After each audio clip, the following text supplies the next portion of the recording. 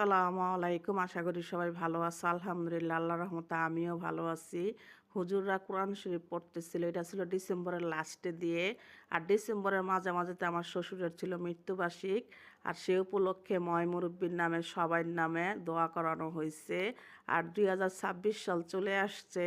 2026 সালে যে যেখানে আছো, যে অবস্থায় আছো, সকলকে জানাই নতুন বছরের শুভেচ্ছা। আর সবাই খুব ভালো থাকবা, সুস্থ থাকবা।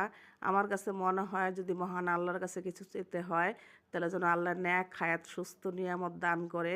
কারণ এই দুইটার থেকে বেশি দামি কিছু আমার কাছে মনে হয় না আর আছে কিছু। আলহামদুলিল্লাহ, আল্লাহর দেওয়া প্রত্যেকটা নিয়ামতের জন্য শুকর আদায় করি। আর এই সুন্দর আয়োজনের জন্য আমাদের পরিবারের সবার জন্য দোয়া করবা।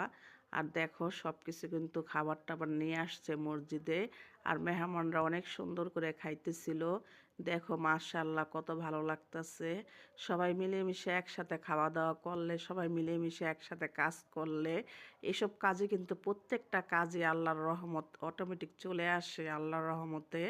কারণ বেশি মানুষের ভিতরে অল্প খাইলেও পেট ভরে যায়।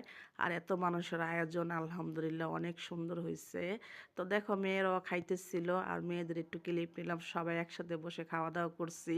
তো সবাই ভালো থাকো, সুস্থ থাকো, আল্লাহ হাফিজ।